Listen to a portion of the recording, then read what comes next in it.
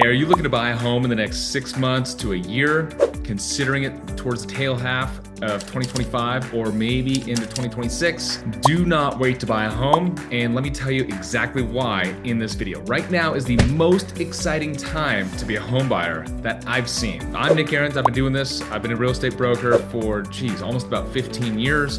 I've sold hundreds and hundreds of homes. I've seen just about every single market that's out there. And right now is the most exciting time to be a home buyer that I've seen since 2018. Coming up on the holidays here, even if we're getting into Thanksgiving and you're like, nah, it's winter time, I'm just gonna hang out. Don't wait, let me tell you exactly why in this video here. So, two main reasons. One is prices are down.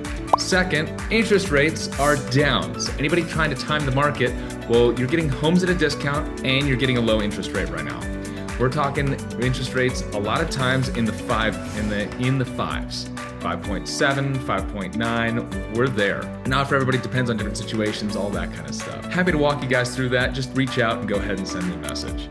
So what's going on? Why is now such an exciting time? It's actually labeled that way in the real estate world. It's actually called a buyer's market right now. What does that mean? A buyer's market is a market that favors home buyers. A seller's market is a market that favors the home seller. So in a seller's market, we're typically seeing, 3, 4, 6, or 8 offers on that first weekend, as long as the home is marketed correctly, priced well, shows well. In a buyer's market, what we're seeing is discounts for buyers.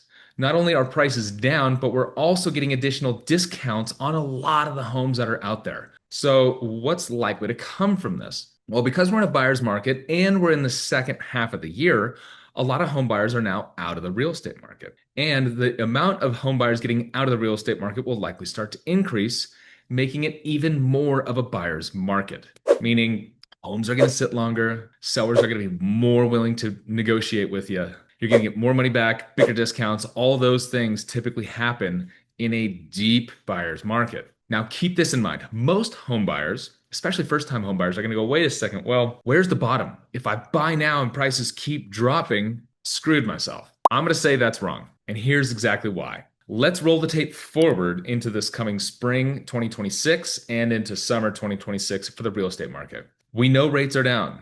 Jerome Powell said rates are going to come down even farther. Once, most likely twice this year. So rates might be in the mid to low fives by springtime, by early next year, February 2026.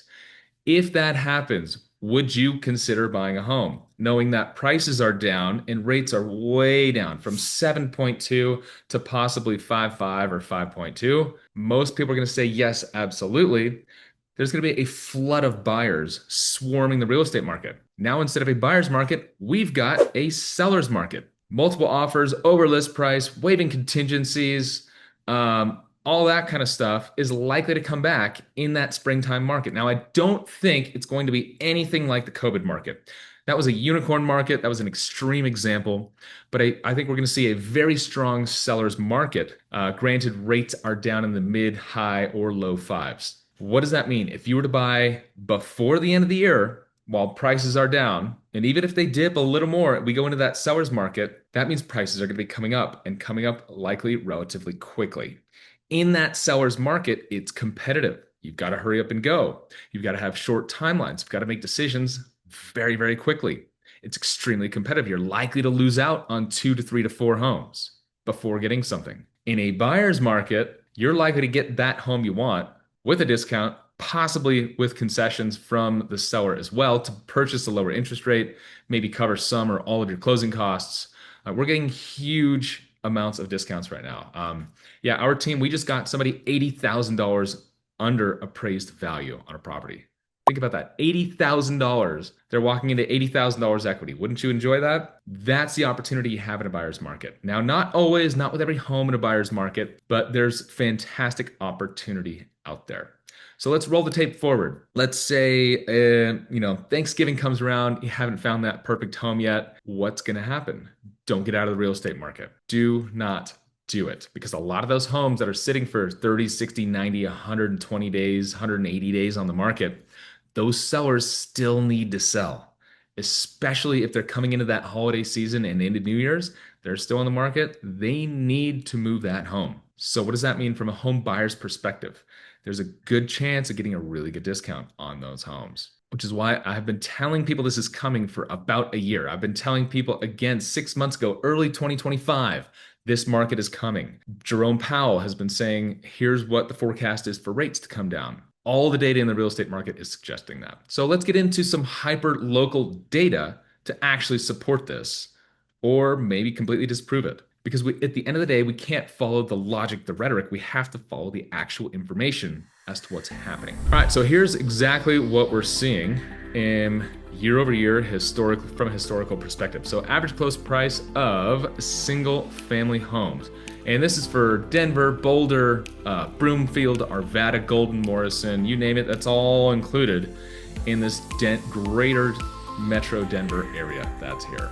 So what are we seeing? I like to go with a combination of median and average because sometimes there's a couple of really high-end sales that skew this up. For example, we're putting together one that's probably in the 8-9 million range together, and that's going to jump this number up a little higher than median. So what we can see here is median single-family home price. It has remained relatively stable. So when people talk about the last year and two, oh, there's so much volatility in the market, there has not been very much volatility in the real estate market. So when we're looking at single-family home prices, it has been very stable for a long time. Now let's continue to see what's going on in condo land, right? So we look at condos and townhomes, look at how much off their peak for years condos and townhomes are right now, right? This is the opportunity because it's getting more expensive to buy single family homes because of what's happening in the economy with wages, unemployment, all that stuff. By the way, I track all that and that's all factored into everything I'm saying here. Look at this. Prices are way off their peak. Rates are way down. It's a fantastic time to buy and capitalize on this opportunity. If we look at average price per square foot, we can see it trending downward through the end of the year here. This is already here. Where do you think it's going to go? I don't know if it's going to go all the way down here, but any time through here is going to be a fantastic time to buy. Because in a seller's market, that's what these curves were. We're going to see those prices likely jump back up to somewhere in those ranges. If we look at active inventory, so how we can define a market by really a couple of different things. Is it a buyer's or seller's market? And where are interest rates? The way to know if it's a buyer or seller's market is the amount of active homes on the market and the amount of active home buyers in the market at the same time. The ratio between those gets us to one number called days on market. So if we can look at the actual number of days on market, we can know very quickly, is it a buyer's market, a seller's market, a neutral market? Now, with the amount of active listings on the way down and down pretty quick here and starting earlier in the year than we normally see, new listings down, that's likely to, if we look at a supply and demand graph, right? A buyer's market would be high supply, low demand. You get to pick whatever home you want almost. A seller's market would have very high amount of buyers, very low amount of active listings, amount of inventory. That's going to drive prices upward. So when we see this active listings number start to continue to come down and come down quickly, there's going to be a balancing of those levels. New listings on the way down, active listings on the way down. So we're seeing a balancing coming into this fall market because of what's happening with interest rates. Number of pending sales. There we go. Number of months supply. That's exactly what I was just getting at. So number of pending sales is actually up month over month. What that tells us is savvy home buyers see what's happening in the market. They're getting educated and they are actively getting into the real estate market. They're buying homes now because they see what's coming. They don't want to wait for all the competition next February, March, April, May, June. Month supply. So here's how we determine month supply. Here in the Denver metro area, I would say that we need about 5 months to 6 months of supply to be in what's called a neutral balanced market where prices are level. They're not going anywhere. If we're under 3 months, it's considered a seller's market. So from this data point here, we can see we're actually almost in a good, strong seller's market. What we're seeing is that number here is dropping and it's going to continue to keep coming down. Now what happens with that is we go into a seller's market where it's favoring home sellers, no longer favoring home buyers. This is your key. You can see how low it was here. That's why prices jumped up so much throughout these years and throughout those times. Now it's when it's high, prices start to come down. Now let's put this into perspective. So if we've got 3.5 months of supply that would suggest home prices should be on the way up, but they're actually on the way down right now. There's only one reason for that. It's aggregate buyer psychology. Now let's break down what that actually is. What that means is it's home buyer psychology right now that, hey, inventory's up, foreclosures are up, rates are still high, prices are still high, it's still too expensive. Now what we're seeing here is the actual data suggesting home prices should be a little bit on the way up, not on the way down. So that spring market, when it comes around, we probably know what's going to happen with prices. They're going to start jumping up pretty quickly. Now, why is buyer psychology this way? It's this way because we haven't seen this type of real estate market in a long, long time. Hey, so why is buyer psychology this way right now? Well, it's because we just simply have not seen a buyer's market since 2018. Prior to that, it was 2012. So what we're seeing is you only get about 3 opportunities every 15 years to be in a strong buyer's market. We're in one right now. The data is suggesting home prices should be on the way up, but the psychology is very fear-based. People going, oh no, what's happening? So if you look at the number of foreclosures, it does look like it's way on the way up. It's up about 400%. Now that's almost entirely commercial projects, office buildings, those types of product. If we look at residential real estate, condos, townhomes, single family homes, those amount of foreclosures, yes, they're up quite a high amount as well. They're about 3 times what they were. Relative, what that actually means, we're still at pretty much all-time historic lows.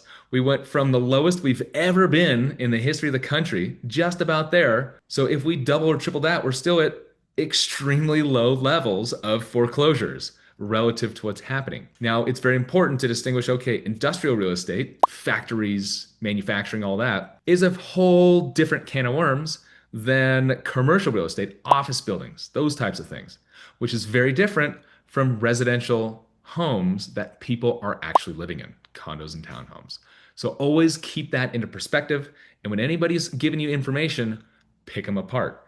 Ask them those things. Make sure they're following the actual data, not just skewing information. Hey, so what are we seeing is because a buyer's market rarely happens, it creates a buyer psychology of fear. Now, what's going to happen in the springtime when homes start to sell quickly because rates are lower?